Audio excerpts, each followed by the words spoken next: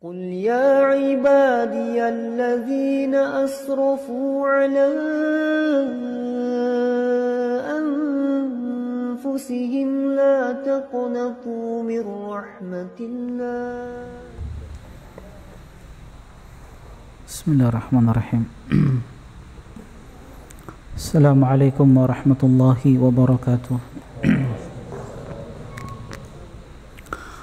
الحمد لله على إحسان وشكر له على توفيقه وامتناني. أشهد أن لا إله إلا الله وحده لا شريك له تعظيما لشأنه، وأشهد أن محمدا عبده ورسوله الداعي إلى رضوانه، صلى الله عليه وعلى آله وصحبه ومن صار على النهج واستنى بسنته إلى يوم الدين. أما بعد، يا أيها الذين آمنوا اتقوا الله حق تقاته ولا تموتن إلا وأنتم مسلمون. Jemaah sekalian, teman-teman ikhwani wa akhwati fillah, hafizani wa hafizakumullah. Insyaallah di malam yang berbahagia ini, di tempat yang penuh dengan keberkahan, di masjid yang sama-sama kita cintai, Masjid Khalid bin Walid, kita akan melanjutkan kajian rutin kita dari pembahasan fikih sirah nabawiyah, mendulang hikmah dari perjalanan hidup manusia yang terbaik, Rasulullah sallallahu alaihi wasallam. Insyaallah kita akan melanjutkan pembahasan tentang hikmah di balik Nabi sallallahu alaihi wasallam mengembala kambing.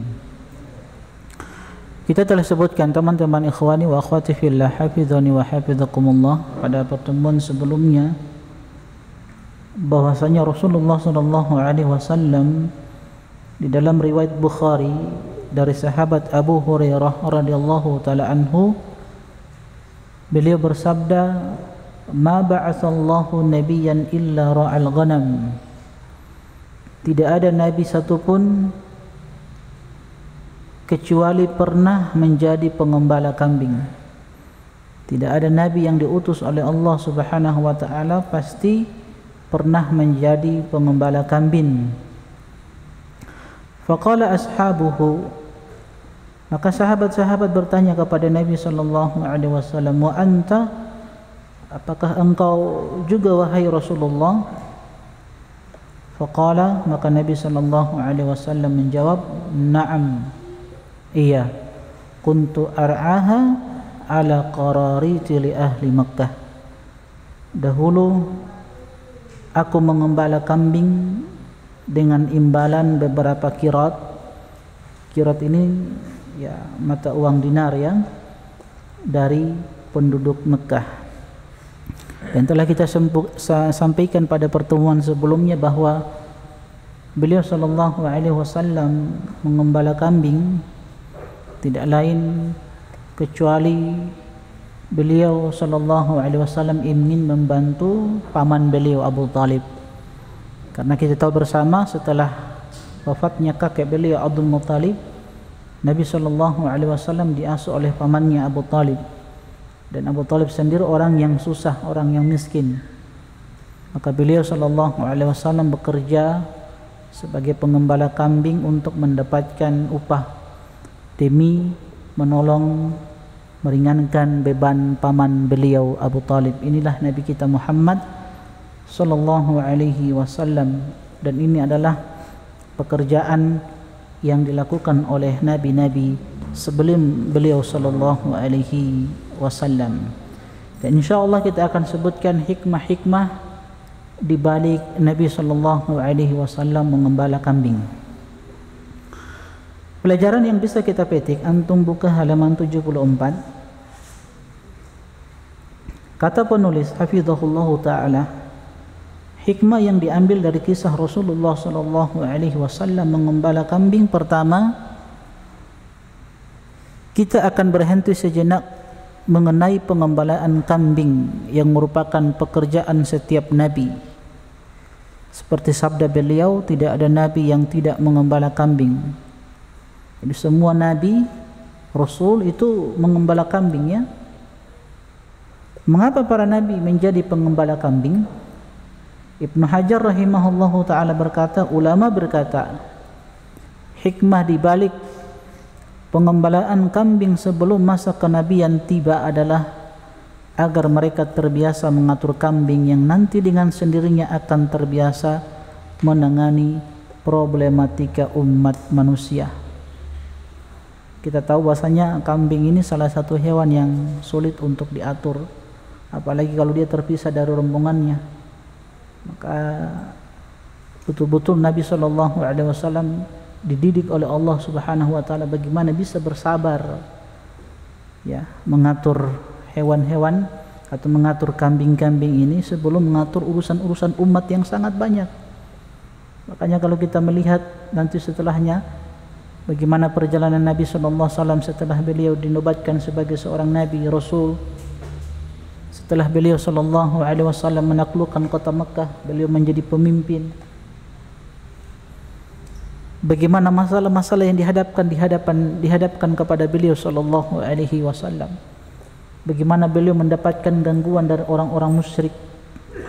Bagaimana kesabaran Nabi SAW dalam menghadapi mereka, yang notabene adalah kebanyakan keluarga-keluarga terdekat Nabi SAW.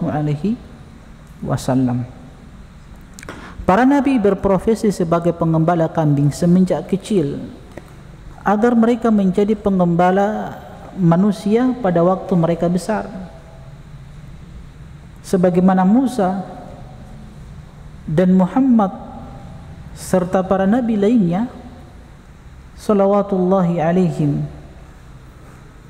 pada awal kehidupan mereka telah berhasil menjadi pengembala kambing yang baik, agar mengambil pelajaran setelah keberhasilan mengendalikan binatang ternak menuju keberhasilan mengurus anak cucu Adam dalam mengajak, memperbaiki dan mendakwahi mereka. Makanya kalau kita melihat metode Nabi SAW dalam berdakwah luar biasa, ya. Nabi SAW di dalam mengatur strategi untuk bagaimana Islam itu bisa dicintai oleh pembenci-pembenci Islam. Ya.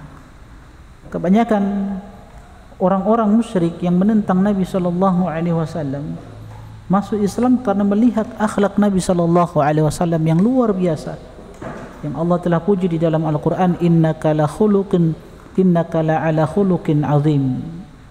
Sesungguhnya engkau Muhammad SAW berada di atas akhlak yang mulia. Inilah yang kita akan berusaha mengikuti Nabi SAW dari akhlak beliau, yang kita sudah sampaikan contoh-contoh bagaimana akhlak Nabi SAW menyikapi orang-orang yang keras kepada beliau SAW. Buktinya pada penaklukan Mekah, apa kata Nabi SAW? Idhabu fa antumun tulaqa. Pergi kalian, silakan. Fa antumut tulaqa, kalian bebas. Nabi tidak balas dendam, Nabi tidak membunuh mereka. Nabi katakan idhabu, yang mau pergi silakan. Tapi bersamaan itu teman-teman banyak yang masuk Islam. Inilah kesempurnaan akhlak Nabi kita Muhammad SAW. Agar sang dai bisa sukses dalam berdakwah, maka perlu memiliki pengetahuan tentang pentingnya kesinambungan dan praktik secara langsung. Ya, ini hal yang perlu kita tanamkan teman-teman sekalian. Nabi SAW di dalam berdakwah, beliau selalu mengedepankan kemaslahatan. Buktinya ketika orang-orang musyrik menindas mereka, para sahabat di Mekah, Nabi SAW tidak langsung melawan orang-orang kafir. Ya, Nabi tidak langsung datang untuk memberontak mereka, tidak. Dengan sahabat-sahabat Nabi, Nabi lihat kemaslahatannya, mereka kaum muslimin saat itu lemah. Makanya saran Nabi SAW apa? Nabi perintahkan sahabat-sahabatnya untuk hijrah, untuk menyelamatkan, menjaga keimanan mereka. Ya, ini dakwah Nabi kita Muhammad SAW ketika dihadapkan dengan hal-hal yang bisa memberikan kemudaratan kalau kita melawan, maka Nabi SAW menganjurkan kepada para sahabat kita itu, lebih baik kalian hijrah. Ketika mereka hijrah pertama ke Habasyah, kemudian setelahnya ke Madinah, punya kekuatan, membangun kekuatan, menguatkan akidah para sahabat Nabi SAW. Nah, setelah itu mereka menaklukkan kota Makkah dengan mudahnya. Setelah kuat kaum muslimin, kuat akidah mereka. Ini pelajaran yang bisa kita petik teman-teman sekalian. Ketika kita menjadi pemimpin nanti, maka hal yang perlu kita perhatikan di dalam mengatur manusia itu adalah bagaimana menanamkan nilai-nilai Islam yang benar, terkhusus dalam perkara tauhid. Perkara tauhid. Sebab tauhid ini sering kita sampaikan adalah sumber kebaikan.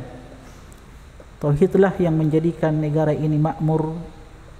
Tauhid yang menjadikan negara ini aman, ya. Maka tidak ada cara-cara lain untuk menjadikan kita ini aman, damai, untuk menciptakan negara yang makmur, sentosa, kecuali dengan tauhid. Tidak ada cara lain kecuali kembali kepada apa yang didakwakan oleh Nabi SAW, tauhid. Buktinya Allah Subhanahu wa taala sebutkan dalam surat An-Nur kan, ayat 55, janji Allah kepada orang-orang yang mentauhidkan Allah. Allah akan jadikan mereka berkuasa, memimpin dunia ini. Tapi syaratnya ya'budunani la yusyrikuna bi syai'a. Surat An-Nur ya kalau tidak salah. Ini surat An-Nur ayat 55. Cuman itu permintaan Allah. Ya'budunani, mereka beribadah kepadaku sesuai dengan tuntunan Nabi SAW. La yusyrikuna bi syai'a. Mereka senantiasa apa? Meninggalkan kesyirikan. Mereka tidak menyekutukan aku dengan sesuatu apapun. Mereka senantiasa ikhlas di dalam beribadah. Sebab ikhlas ini adalah perkara yang sangat penting di dalam kehidupan seorang muslim dan muslimah. Ikhlas inilah yang akan mendorong seorang hamba itu senantiasa istiqomah di dalam beribadah, sehingga dia memperoleh husnul khatimah di akhir kehidupannya. Makanya hadis yang kita sering dengarkan ketika Nabi SAW menyebutkan innal abda la ya'malu amala ahli jannah wa huwa min ahli nar. Ada seorang hamba, kata Nabi SAW, yang beramal dengan amalan-amalan penduduk surga. Kehidupannya diisi dengan kebaikan-kebaikan. Ternyata kata Nabi SAW, huwa min ahli nar. Tapi dia ternyata penduduk neraka, waliyadzubillah. Ternyata hadis ini ditafsirkan oleh hadis lain. Kata Nabi, fima yabdu linnas. Kan kita kan bertanya-tanya, kok bisa ada orang yang hari-harinya diisi dengan kebaikan tapi akhir kehidupannya ditutup dengan su'ul khatimah? Kan jadi pertanyaan bagi kita. Maka Nabi SAW sudah menjawab, ternyata fima yabdu linnas. Dia beramal itu dalam pandangan manusia dia terlihat soleh. Jadi amal-amal itu dilihat oleh manusia baik, tapi hakikatnya pada dirinya, hatinya rusak. Tidak ada keikhlasan di dalam beribadah.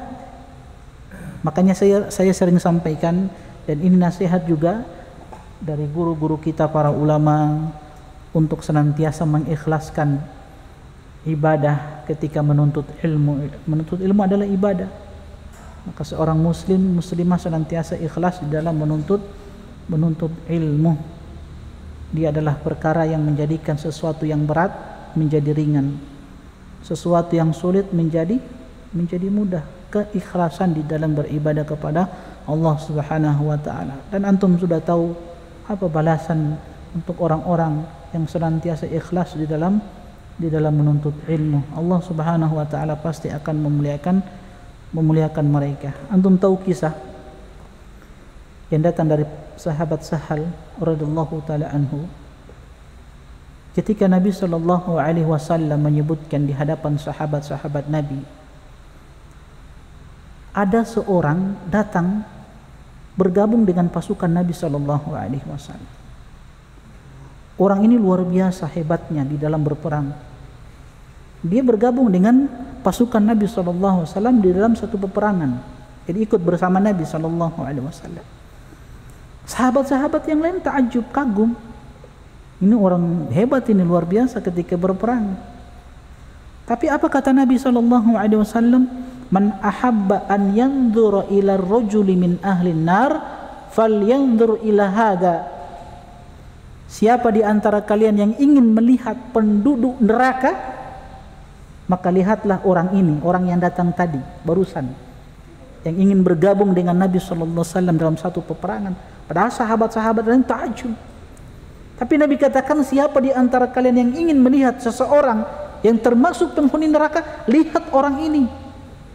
Maka Sahal yang meriwayatkan hadis ini, fa'atba'ahu, dia ikuti. Kok bisa seperti itu? Orang ini hebat dalam berperang, bahkan banyak membunuh orang-orang musyrik. Sahabat ini ikuti dia. Karena Nabi kita tahu kan tidak berbicara kecuali dengan wahyu. Tidak mungkin Nabi itu berbicara dengan hawa nafsu, beliau berbicara dengan wahyu. Maka diikuti, dilihat memang betul. Orang ini ketika berperang banyak yang dibantai, dibunuh oleh orang tersebut. Tapi bersamaan dengan itu ketika dia berperang dia pun terluka. Terluka dia. Tapi apa yang dia lakukan teman-teman sekalian rahimani wa rahimakumullah? Karena dia tidak bisa menahan rasa sakit yang dia derita ketika itu, maka yang dia lakukan, dia ambil pedangnya yang dia pakai untuk membunuh orang-orang musyrik, dia tegakkan dan dia jatuhkan tubuhnya di atas pedang tersebut. Artinya bunuh diri. Dia tidak kuat, tidak sabar untuk menghadapi rasa sakit. Akhirnya dia tegakkan tombaknya, pedangnya itu, dia jatuhkan dirinya di pedang tersebut, dia bunuh diri. Maka sahabat ini berkata, Allahu Akbar. Dia datang di hadapan Nabi SAW. Aku bersaksi bahwa engkau betul-betul utusan Allah, ya Rasulullah. Sungguh orang yang engkau katakan tadi, dia telah menancapkan pedangnya dan telah menjatuhkan dirinya di pedang tersebut. Dia bunuh diri. Ketika Nabi SAW mendengarkan hal itu, Nabi katakan hadis ini, ucapkan, Innal abda la ya'malu amala ahli jannah wa huwa min ahli nar. Ada seorang hamba ketika dia beramal, melakukan ketaatan setiap harinya, dia hadir di majelis ilmu, tapi di akhir kehidupan dia ditutup dengan amalan su'ul khatimah, amalan buruk. Kemudian Nabi tegaskan, innamal a'malu bil khawatim. Sesungguhnya amalan-amalan itu tergantung pada penutupnya.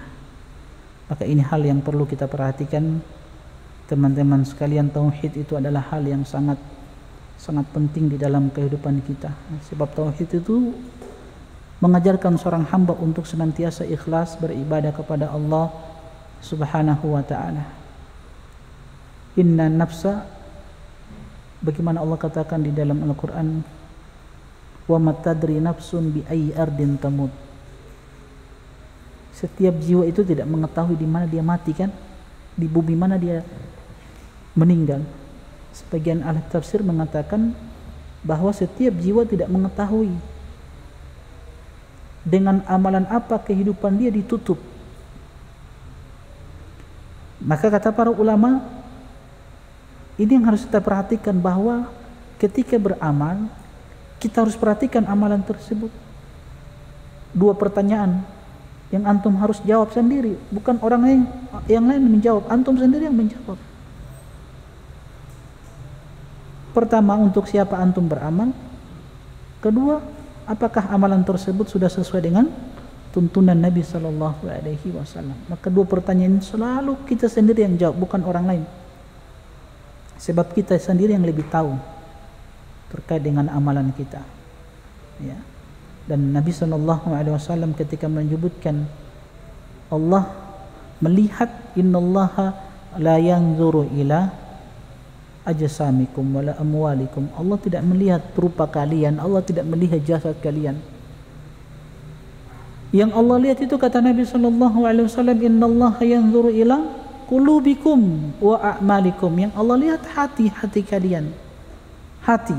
Dengan apa hati itu terisi? Dengan keikhlasan. Kalau terisi dengan keikhlasan, maka akan lahir ilmu, amalan. Akan lahir amalan-amalan yang soleh, yang baik.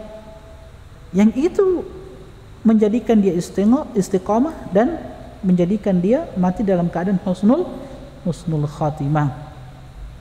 Ini hal yang perlu kita perhatikan, bahwa di dalam mengembala kambing ini ada hikmah besar, tidak lain untuk menghati seseorang bersabar menjadi seorang pemimpin. Pemimpin antum ini, pemimpin dalam rumah tangga, antum harus bersabar menghadapi istri, menghadapi anak-anak, harus bersabar. Jangan sedikit-sedikit cerai, sedikit-sedikit anti talik. Hati-hati. Kalau sudah lebih dari 3 kali, jangan sampai. Kita sering sampaikan, jangan sampai ada ucapan yang keluar dari lisan yang menyebabkan kita menyesal. Maka ini penting, ya. Kalau suami yang tidak, ini untuk istri-istri, kalau anti dapatkan suami kurang bersabar, suruh mengembala kambing dia. Latih dirinya untuk mengembala kambing dulu supaya dia tahu. Apalagi yang dihadapi ini bukan perempuan yang sempurna, bukan seperti bidadari, enggak. Perempuan itu kan diciptakan dari tulang rusuk yang bengkok.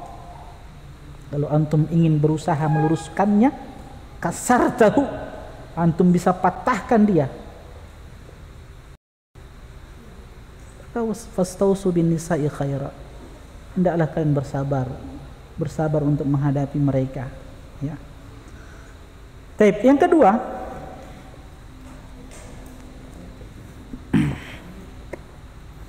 dalam pekerjaan mengembala kambing terdapat pelajaran membiasakan diri untuk sifat menyantuni dan mengayomi. Masya Allah.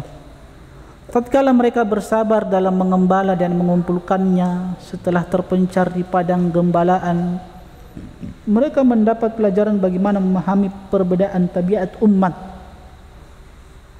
Mereka mendapatkan pelajaran bagaimana memahami perbedaan tabiat umat, perbedaan kemampuan akal. Ini juga Masya Allah.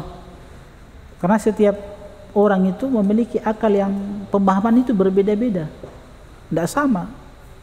Makanya sering kita dapati kan para ulama itu berbeda di dalam memahami naus. Maka ini akan melatih kita untuk senantiasa berlapang dada di dalam menghadapi perbedaan-perbedaan yang terjadi. Dan tentunya kalau kita berbicara lapang dada dalam masalah-masalah perbedaan yang terjadi, ini masalah-masalah furu'iyah yang harus kita berlapang dada untuk menerima perbedaan pendapat. Wajar, ya. Maka yang membangkang dengan perbedaan tersebut, maka yang membangkang pasti ditindak tegas dan yang lemah mesti disantuni. Hal ini memudahkan bagi yang memiliki pengalaman seperti itu untuk menerima beban dakwah dibandingkan yang memulai langsung dari awal. Itulah awal pembelajaran bagi para nabi dengan cara menghadapi tabiat yang berbeda-beda. Ya. Ketika Nabi SAW menghadapi ada seorang sahabat yang tadinya hobi zina, kan, tahu kan kisahnya. Ini pentingnya belajar. Ada sahabat kan yang datang, yang dikatakan, ya Rasulullah, aku ingin berzina. Ya, sudah kebiasaan mereka ketika itu, kan, belum mantap keimanan di dalam hati mereka para sahabat. Kan pengharaman khamar kan tidak sekaligus, bertahap, kan. Kalau langsung diharamkan sekaligus, mungkin mereka lari tinggalkan Islam ini, tapi bertahap. Begitu juga kisah seorang laki-laki yang datang minta izin kepada Nabi untuk berzina. Coba antum bayangkan, kira-kira kalau antum jadi dai, ada orang datang minta izin untuk berzina, kira-kira apa yang antum katakan? Apa yang dilakukan oleh Nabi? Nabi ajak dia berpikir, kan? Nabi ajak untuk berpikir. Coba pakai akal sehatmu itu. Kira-kira antum ridho enggak kalau sekiranya ibumu, ya, tantemu, saudarimu dizinahi oleh orang lain? Mau enggak antum? Lihat Nabi ajak ya, karena Nabi tahu kan tabiat manusia kan berbeda-beda. Langsung orang ini kan berpikir, betul juga ya, anak nggak maulah masa ibu anak dizinai, tante anak dizinai, adik perempuan anak dizinai sama laki-laki. Ya kalau antum tidak mau, ya begitu juga orang lain, jangan lakukan. Dia berpikir, Masya Allah, ini hebatnya Nabi kita Muhammad SAW. Ini harus dipahami oleh seorang da'i. Penting seperti ini untuk mengenal tabiat manusia. Itulah awal pembelajaran bagi para nabi dengan cara menghadapi tabiat yang berbeda. Ada yang lemah, ada yang pincang dan bermaksud mendaki gunung. Ada yang tidak mampu untuk melintasi lembah. Nah, dari situ dia mempelajari bagaimana meraih keinginan yang beragam sebagai pengantar untuk mengenal manusia dengan tujuan dan maksud yang juga beragam. Insyaallah. Yang ketiga,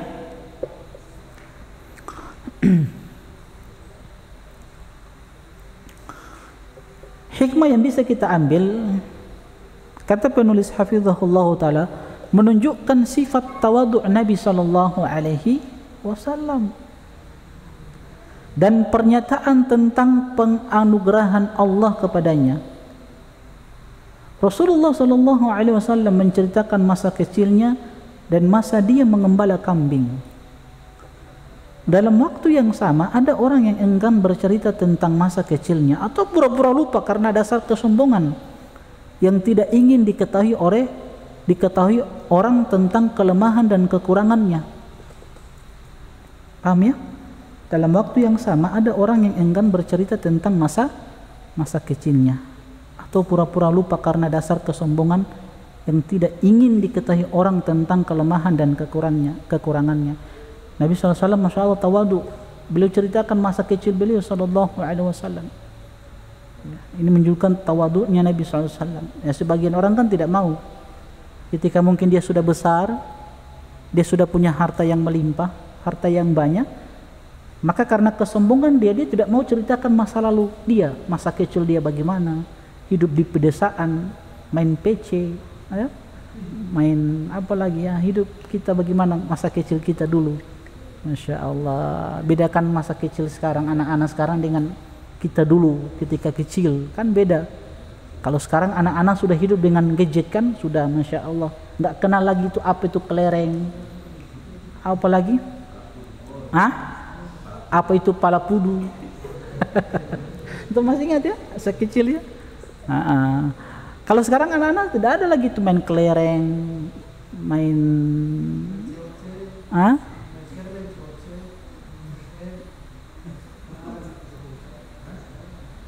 Kenapa?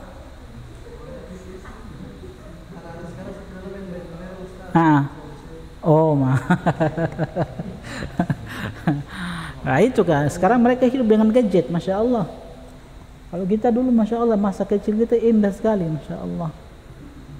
Ya, itu tidak dirasakan oleh anak-anak muda sekarang.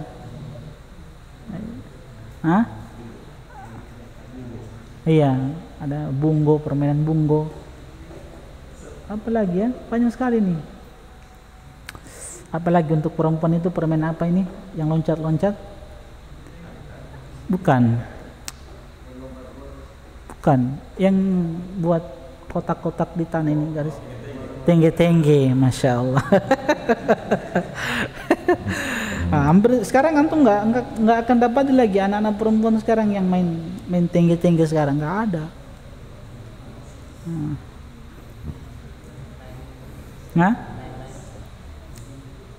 Ya, yang jelas Nabi SAW orang yang sangat tawadhu, dan itu beliau ceritakan masa kecil beliau SAW mengembala kambing. Mana tadi? Sementara masa lalu itu perlu untuk dikenang hingga seorang bisa mengukur bagaimana dirinya, sehingga bisa lebih bersyukur lagi, ya Masya Allah. Karena dia mengenang masa lalu dan kelemahannya, hingga dia tidak lagi sombong terhadap orang miskin, karena dulu juga dia pernah miskin dan tidak sewenang-wenang terhadap orang lemah atau rakyat kecil, karena dulu juga dia pernah lemah. Masya Allah. Ini penting sekali teman-teman sekalian. Kita kalau mengingat masa kecil kita, di saat kita miskin, kalau kita sudah besar, itu tidak akan menjadikan kita sombong bahwa kita juga pernah merasakan hal itu. Nah, itu yang dirasakan oleh Nabi SAW. Makanya ketika beliau melihat orang-orang miskin, kan beliau selalu memotivasi para sahabat untuk bersedekah, kan begitu. Karena beliau pernah alami masa kecil seperti itu, miskin. Supaya apa teman-teman sekalian, kalau kita mengenang masa lalu dalam keadaan lemah, itu akan menjadikan kita senantiasa bersyukur kepada Allah Subhanahu wa taala. Antum tahu kisah tentang 3 orang dari Bani Israel. Ini disebutkan di Kitab Tauhid, ada bab tentang penjelasan kewajiban untuk bersyukur kepada Allah Subhanahu wa taala. Dalam Kitab Tauhid ada hadis ini. Hadis yang datang dari sahabat Abu Hurairah radhiyallahu taala anhu, hadis yang diriwayatkan oleh Imam Bukhari dan Imam Muslim, muttafaqun alaih. 3 orang dari Bani Israel yang dikisahkan oleh Nabi sallallahu alaihi wasallam. Siapa 3 orang itu? Yang pertama Abros, Aqra dan A'ma. Abros itu si belang, orang yang memiliki kulit yang apa namanya? Apa kalau ini yang bukan yang kulitnya itu kadang putih terus, apa namanya itu? Albino. Nah, itu namanya Abros. Yang kedua Aqra, si botak. Dan yang ketiga A'ma, si buta. Nah, 3 orang ini dari Bani Israel dikisahkan oleh Nabi sallallahu alaihi wasallam. 3-tiganya miskin.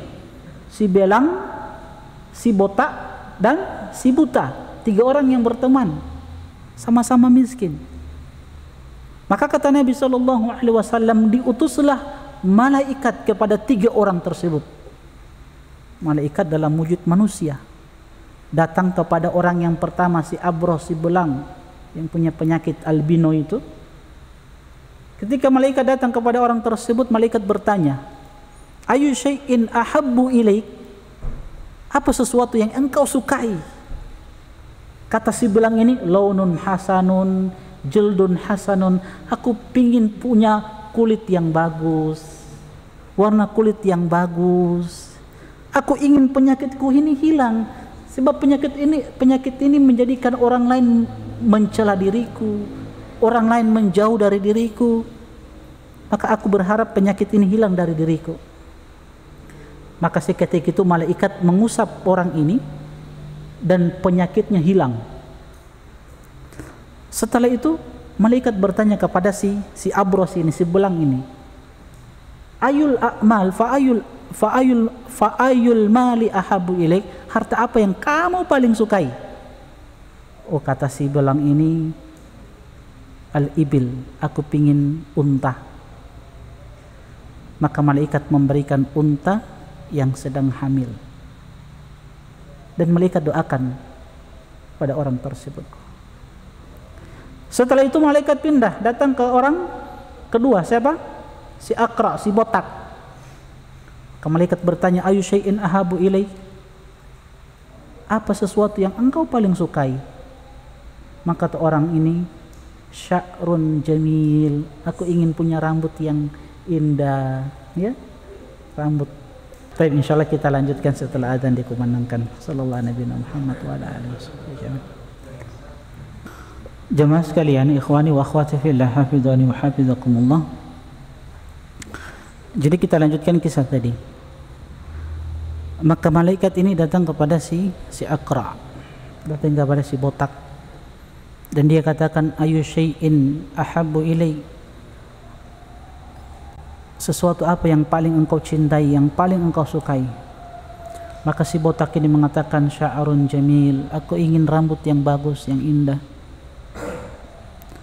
Maka diusaplah orang tersebut, maka dia pun memiliki rambut yang sangat bagus. Maka malaikat kembali bertanya, fa ayul mali ahabbu ilaik, harta apa yang engkau paling sukai? Maka si botak ini katakan, al-baqar, aku cuman ingin sapi saja. Maka diberikanlah sapi dalam keadaan hamil, dalam keadaan bunting. Sapi betina ya dalam keadaan bunting. Begitu juga unta tadi, unta betina dalam keadaan bunting hamil. Masya Allah, luar biasa. Kan mahal kalau lagi hamil kan. Setelah itu malaikat pindah lagi ke orang, datang ke orang yang ketiga. Siapa? Si buta. Maka malaikat bertanya kepada si buta ini, ayu syai'in ahabbu ilaik, apa sesuatu yang sangat engkau cintai, yang engkau sangat sukai? Maka si buta ini mengatakan, aku ingin Allah Subhanahu wa ta'ala mengembalikan penglihatanku, karena banyak orang menghinakan diriku karena aku buta. Begitu pula si botak tadi, banyak orang menghina dirinya karena dia botak, dia malu kan, seperti itu. Maka malaikat usap orang tersebut bisa melihat, tentunya dengan izin Allah Subhanahu wa ta'ala.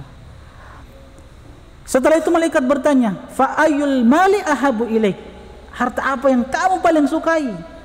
Oh, kata si buta ini, tidak banyak-banyak, aku ingin minta gonam. Apa gonam? Kambing. Masya Allah. Kalau si belang dia minta unta, si botak dia minta sapi, si buta dia minta kambing. Dikasihlah kambing betina dalam keadaan hamil, bunting. Maka Nabi SAW menyebutkan, ketiga orang tersebut dengan apa yang mereka miliki harta, baik itu unta, sapi dan kambing, itu berkembang biak luar biasa. Si belang punya apa? Punya unta yang banyak, bahkan 1 lembah unta dia miliki. Si botak 1 lembah sapi dia miliki. Si buta 1 lembah kambing dia miliki. Masya Allah, 1 lembah kan banyak sekali. Maka Allah Subhanahu wa ta'ala kembali mengutus malaikatnya tadi. Coba datangi 3 orang ini. Sekarang kita mau uji mereka, apakah betul-betul mereka ini bersyukur atau tidak. Karena memang Allah utus malaikat ini kepada 3 orang ini, 3 orang dari Bani Israel, untuk menguji mereka. Maka datanglah malaikat dalam sosok orang yang sangat miskin, dalam bentuk wujud manusia tapi dalam keadaan miskin, datang kepada si belang. Malaikat ini berkata, aku seorang yang miskin, aku dalam perjalanan butuh bekal, aku minta pertolongan kepada Allah Subhanahu wa ta'ala, kemudian kepada engkau dengan harapan engkau bisa menolong diriku.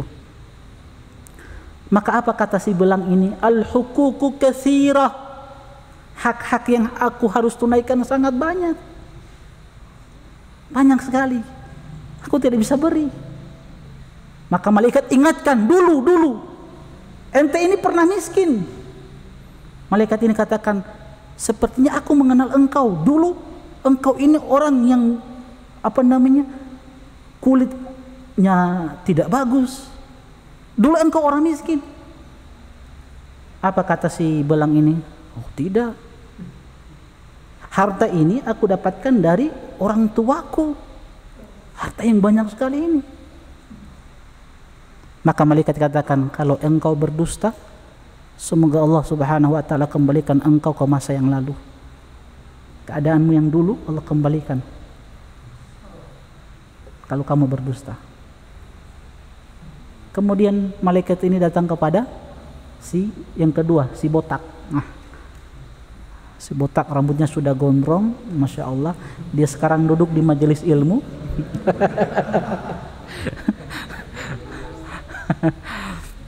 Datang kepada si botak dalam keadaan miskin, sama dia sampaikan, malaikat sampaikan pertanyaan yang sama sebagaimana disampaikan kepada si belang tadi, orang yang berpenyakit albino ini.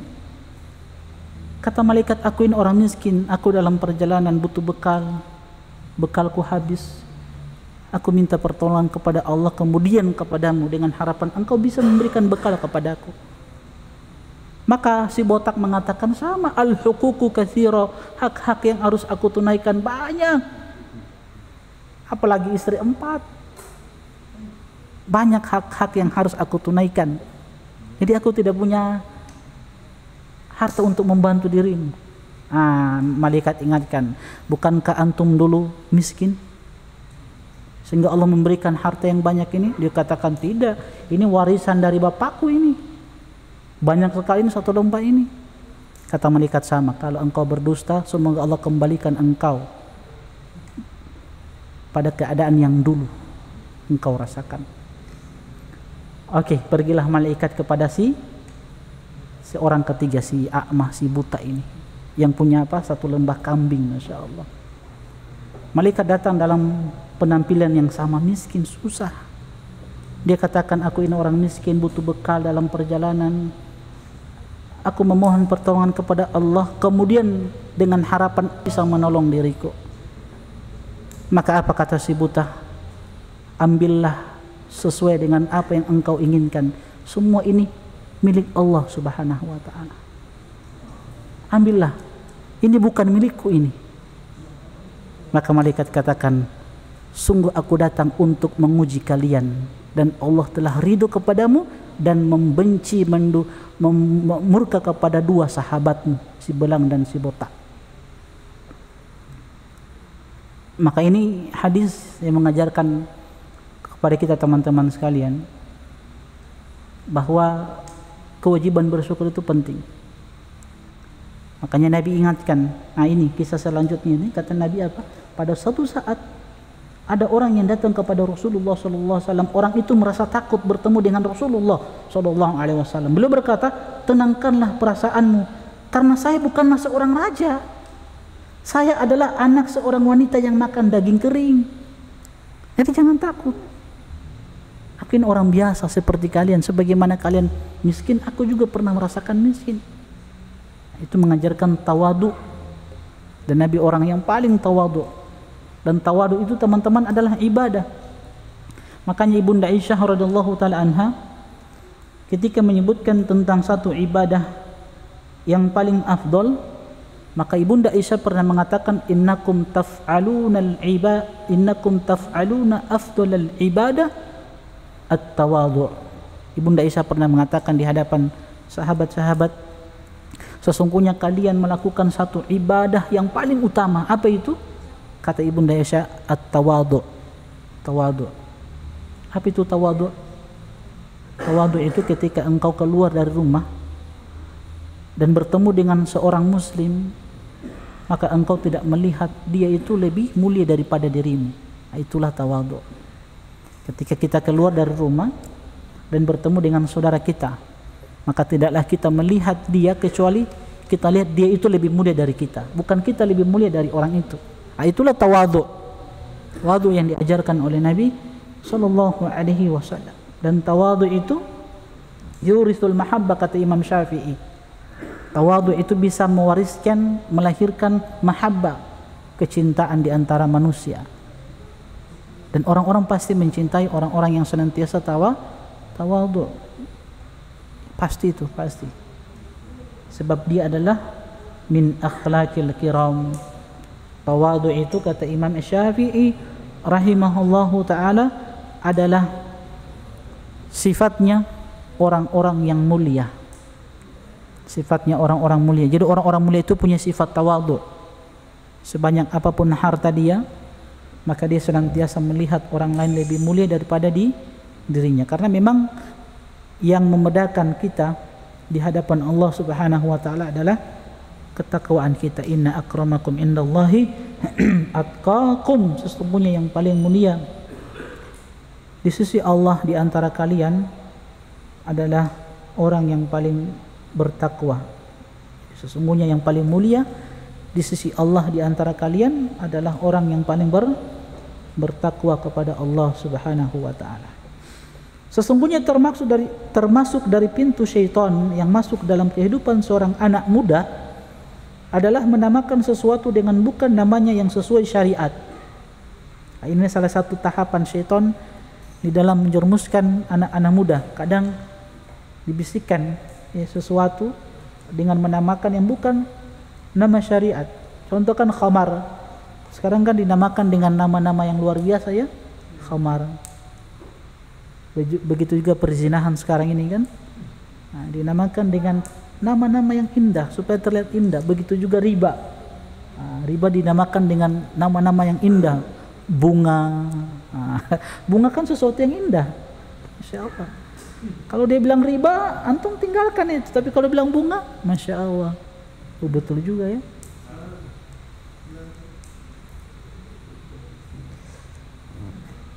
Hingga dia mudah bisa melakukan pelanggaran. Sementara dia tidak merasakannya, sehingga datanglah syaitan berbisik dengan berkata, untuk menjaga status kamu, maka jangan berbicara dengan anak kecil, jangan terlalu dekat dengan orang miskin, ya, jaga statusmu. Ente ini pejabat, jangan dekat-dekat sama mereka itu orang kotor. Karena kalau manusia melihatmu dalam kondisi seperti itu, maka hilanglah harga dirimu. Nah, itu bisikan syaitan. Nah, bisikan syaitan. Maka tidak boleh sombong. Sombong ini adalah perkara yang sangat dimurkai oleh Allah Subhanahu wa taala. Dan dengan sombong itulah yang menjadikan orang itu menyimpang, orang itu disesatkan oleh Allah Subhanahu wa taala. Makanya di dalam Al-Qur'an Allah Subhanahu wa taala tegaskan, sa'asrifu an ayati alladzina yatakabbaruna fil ard bighairi haq. Aku akan palingkan, kata Allah Subhanahu wa taala, dari ayat-ayatku. Sa'asrifu an ayati alladzina yatakabbaruna fil ard bighairi haq. Aku akan palingkan seseorang itu dari ayat-ayatku, yaitu orang-orang yang senantiasa yatakabbarun, menyombongkan diri di bumi Allah Subhanahu wa taala tanpa hak. Nah, boleh. Apalagi penuntut ilmu, kalau dia sombong dengan ilmunya, oh waliyadzubillah, itu lebih buruk di sisi Allah Subhanahu wa taala. Apalagi orang-orang miskin yang sombong, oh lebih parah. Kalau orang kaya sombong ya wajar karena dia punya harta, tapi kalau sombong kemudian miskin, apa yang dia mau sombongkan? So, miskin sombong lagi, kan begitu.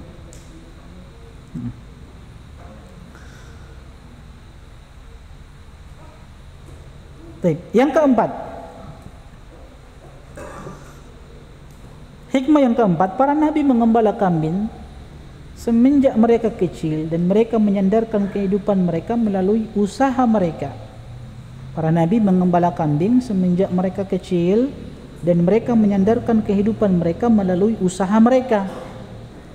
Memberikan pesan tentang pentingnya seorang da'i menggantungkan dirinya pada Allah Subhanahu wa taala, tidak menggantungkan hidupnya pada belas kasih orang lain.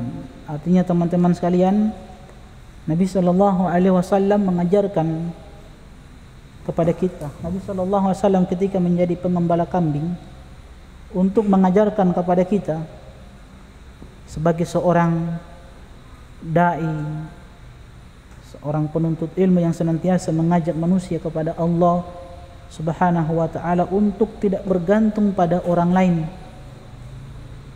Seorang dai itu harus punya pekerjaan untuk menopang kehidupan dia, untuk menafkahi istrinya, untuk menafkahi anak-anaknya. Maka seorang dai itu tidak boleh bergantung pada dakwanya. Dengan apa? Dengan mengharapkan belas kasih orang lain. Artinya dia berdakwah itu untuk mendapatkan fulus, uang. Makanya tidak boleh. Ini Nabi SAW mengembala kambing mengajarkan kita untuk senantiasa bergantung pada diri kita, jangan bergantung pada orang lain. Ya, karena teman-teman sekalian, kalau ada seorang dai yang senantiasa bergantung pada orang lain, bergantung pada dakwanya, dia berdakwah hanya untuk mendapatkan amplop, maka akan apa ini dakwah ini? Bisa jadi ya basa-basi yang dia ini. Dakwah yang dia sampaikan bukanlah sebuah kewajiban yang memang Allah perintahkan untuk menyampaikan dakwah tersebut. Dan ketika seseorang mengharapkan secul dari kenikmatan dunia dari dakwah dia, maka kebenaran tidaklah lagi disampaikan. Karena dia berdakwah menyampaikan sesuatu sesuai dengan pesanan jamaah. maka sulit dia menyampaikan kebenaran. Kalau sudah fulus yang menjadi tujuannya, ya, maka dia tidak akan sampaikan kebenaran. Dia akan sampaikan sesuai dengan pesanan jamaah. Apalagi kalau satu kali ngisi itu kan misalkan 2 juta, 3 juta, luar biasa kan? Nah, itu. Makanya di dalam Al-Quran Allah bahasakan apa? Ittabi'u man la yas'alukum ajra wa hum muhtadun. Ikutilah orang-orang yang ketika berdakwah mereka tidak mengharapkan upah, tidak mengharapkan amplop, kata Allah. Ini kata Allah ya.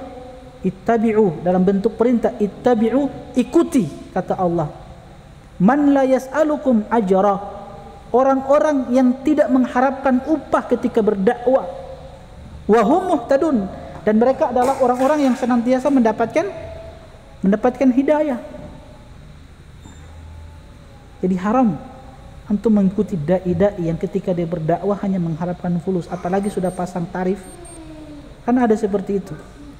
Yang dai-dai seleb, pasang tarif itu.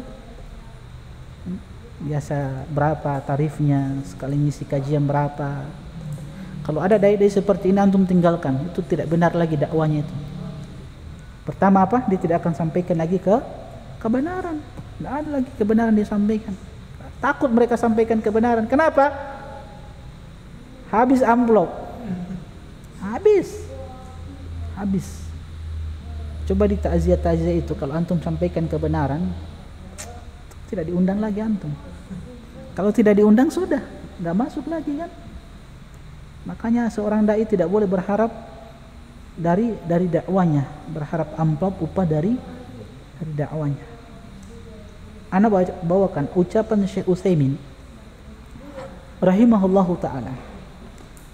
Ayat yang kita sebutkan dalam surat Yasin ayat 21, ittabi'u man la yas'alukum ajra wa hum muhtadun. Kata Allah, ikutilah orang yang tidak meminta upah amplop dari dakwah dia. Dan mereka adalah orang-orang yang mendapatkan petunjuk. Petunjuk di sini adalah petunjuk dari Al-Quran, Sunnah Nabi SAW, dengan pemahaman generasi yang terbaik, sahabat tabi'in dan atba'ut tabi'in. Ikuti mereka. Nah, ini mereka ini yang harus kita ikuti. Bukan dai-dai yang Masya Allah kita lihat retorikanya bagus. Kenapa? Ya karena itu, supaya bisa diundang. Kita bisa lihat ya, Masya Allah ada dai-dai yang bisa membuat jamaah itu menangis, tertawa karena pesanan. Iya, pesanan. Bayangkan artis-artis itu, dai-dai, ustadz-ustadz seleb, itu bayarannya itu kalau sekali ngisi itu kan jutaan, puluhan juta. Masya Allah ya. Ya, kita dai-dai yang mengajak kepada kebenaran, ya, jangankan bilang syukron, dijemput pun tidak. Alhamdulillah kalau di sini jemput ustadznya, Masya Allah. Nah, di tempat lain tidak dijemput ustadznya. Udah tahu hujan, ada majelis ilmu, hujan, ditahu ustadz tidak punya mobil. Ya tidak ada inisiatif, bagaimana ustadz bisa ke masjid? Oh kita jemput ustadz. Minimal seperti itu kan, ada usaha. Kan ustadz kan tidak mengharapkan sesuatu. Ustadz juga punya keluarga, dia kerja. Apa kata Syekh Utsaimin rahimahullahu taala? Annahu yanbaghi lid-da'iyati ila Allah azza wa jalla an yataraffa'a an akhdhi ma fi aydin nas min al-amwali hatta wa in a'tuhu li'annahu rubbama tanqusu mizaniyatuhu idza qabil ma yu'ta min ajli da'watihi wa mau'izatihi. Kata Syekh Utsaimin rahimahullahu ta'ala, sudah sepatutnya bagi seorang dai yang berdakwah ikhlas karena Allah subhanahu wa ta'ala untuk tidak menerima pemberian dari orang lain, dari manusia, dari harta mereka ketika berdakwah, walaupun diberi dai tersebut, walaupun diberi, sudah sepatutnya tidak diterima. Nah, karena apa? Karena kata beliau, ili annahu rubbama tanqusu mizaniyatuhu. Karena terkadang itu bisa merendahkan dirinya ketika menerima upah semacam itu, karena ia berdakwah dan dia memberikan nasihat. Kemudian kata beliau, li'anna ar-rusula alaihimus salatu wassalam la yas'aluna an-nas ajra la bilisanil hali wala bilisanil maqali. Dan kalau kita melihat kehidupan para rasul terdahulu, mereka itu tidak meminta, ya terkhusus Nabi kita Muhammad sallallahu alaihi wasallam tidak pernah meminta upah amplop, baik dengan omongan secara langsung, walaupun dengan apa, dengan wajahnya, enggak. Nabi sallallahu alaihi wasallam adalah orang yang senantiasa ikhlas di dalam memberikan nasihat. Cuman kata Syekh Utsaimin, kalaupun ada seorang dai, ya, yang diberikan amplop dari dakwanya tanpa dia berharap diberikan amplop, kata Syekh Utsaimin, maka ambillah amplop tersebut. Apa dalilnya Syekh Utsaimin katakan seperti itu? Hadis Nabi SAW riwayat Bukhari. Kata Nabi, inna ahaqqa ma aqadtum alaihi ajra kitabullah. Sesungguhnya kata Nabi yang lebih pantas untuk kalian ambil upah adalah pengajaran Al-Quran. Itu riwayat Bukhari. Tapi dengan syarat tidak berharap, tidak meminta-minta, apalagi pasang tarif. Itu haram, itu pasang-pasang tarif, tidak boleh. Itu merendahkan dai itu sendiri. Cuma antum juga tahu dirilah, begitu. Ya, boleh. Makanya ada yang sering bertanya, Ustaz, bagaimana gitu Ustaz, yang mengajarkan anak-anak bacaan Al-Quran di masjid terus dapat apa namanya? Dapat honornya. Bagaimana hukumnya? Boleh. Ini dalilnya. Kata Nabi, inna ahaqqa ma akhadtum alaihi ajra kitabullah. Sesungguhnya yang pantas untuk diambil upahnya itu adalah pengajaran Al-Quran. Yang penting syaratnya apa? Tidak meminta-minta, tidak berharap. Ya kalau dikasih ambil. Kan begitu. Antum teman-teman, ini ada teman-teman yang di halaku saya, insya Allah mereka sudah mulai tampil untuk memberikan khutbah. Nah, bagaimana Ustaz kalau dikasih amplop? Ambil. Kalau dikasih toh, kalau tidak dikasih pulang. Kalau dikasih ambil, nah, gitu. Ya, boleh, tapi jangan kembalikan niat antum, in amal amalu bin niat, kembali ke antum. Kalau dikasih ambil, tidak dikasih, ya sudah pulang, sabar. Itu ya. Nah, ini penting di dalam berdakwah. Jadi sekali lagi saya ingatkan, Allah katakan di dalam surat Yasin ayat berapa? Ayat 21, ittabi'u, ikutilah dai-dai yang ketika dia berdakwah tidak mengharapkan apa? Amplop, upah. Ikuti mereka, wahum muhtadun, dan mereka adalah orang-orang yang senantiasa mendapatkan hidayah. Itu penting teman-teman sekalian, hal yang perlu kita ketahui. Tapi kita juga harus muliakan mereka. Ya, kita harus muliakan mereka. Mereka membawa Al-Quran, membawa hadis-hadis Nabi Sallallahu Alaihi Wasallam. Kita muliakan mereka. Apalagi orang-orang yang mengajarkan Al-Quran itu di TPQ itu, harusnya kita muliakan mereka. Ya, kita muliakan. Kalau perlu mereka itu dikasih gaji yang besar. Ini anak-anak ustadz-ustadz yang mengajarkan TPQ, kasih gaji yang besar supaya mereka fokus mengajarkan anak-anak dengan pendidikan yang benar, Al-Quran, hadis-hadis Nabi Sallallahu Alaihi Wasallam. Kita harus muliakan mereka, karena kalau mereka kan orang, insya Allah kita selalu husnudzon, berbaik sangka mereka adalah orang-orang yang ikhlas beribadah, berdakwah kepada Allah Subhanahu Wa Taala. Nah, mereka juga kan punya keluarga, punya kesibukan. Makanya kalau mereka juga kerja, jadi mereka tidak punya waktu yang banyak untuk kita mengajarkan Al-Quran dan hadis-hadis Nabi Sallallahu Alaihi wasallam. Maka ini penting juga ya, harus kita perhatikan. Baik. Apa di sini? Jika seorang menyandarkan dirinya kepada orang lain, maka akan terjadi basa-basi. Nah, ini kata penting. Sementara dakwah tidak mengenal basa-basi. Dakwah itu tegas, hak-hak. Yang hak disampaikan kebenaran.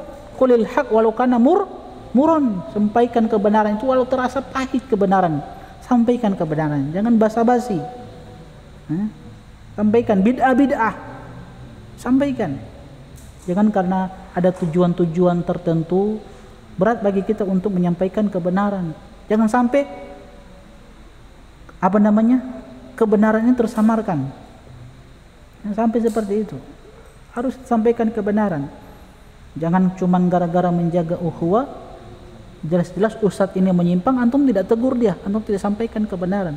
Harus tegur. Dan itu al-amru bil ma'ruf wa nahi anil munkar. Antum sampaikan kebenaran. Sampaikan yang hak-hak, yang batil-batil. Itu kata penulis. Supaya apa? Supaya manusia tidak akan menerima supaya seorang dai mesti menjauhkan dirinya dari pemberian dan sedekah orang lain. Apa tadi? Dakwah tidak mengenal basa-basi, dan seorang dai mesti menjauhkan dirinya dari pemberian dan sedekah orang lain. Manusia tidak akan menerima dakwah orang yang pernah suatu hari menerima sedekah dan belas kasihannya. Kemudian pada hari yang lain dia menasihatinya dan memperingatinya agar tidak terlena dengan dunia. Oleh karena itu rezeki Rasulullah SAW tidak pernah rezeki Rasulullah SAW tidak pernah menjadi pembicaraan orang-orang Quraisy. Kan begitu. Rasulullah hidup di antara mereka dengan tidak meminta belas kasihan mereka. Hal yang menyebabkan mereka setelah itu mengikuti jasa dan kebaikan mereka. Inilah Nabi kita Muhammad sallallahu alaihi wasallam. Insyaallah pada pertemuan selanjutnya kita akan mengambil satu peristiwa Nabi sallallahu alaihi wasallam ikut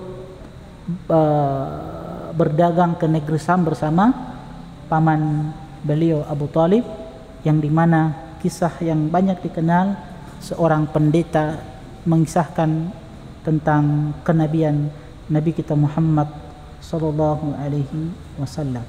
Insyaallah pada pertemuan selanjutnya. Wassallallahu ala nabiyina Muhammad wa ala alihi wa sahbihi ajma'in. Assalamualaikum warahmatullahi wabarakatuh. قل يا عبادي الذين أسرفوا على أنفسهم لا تقنطوا من رحمة الله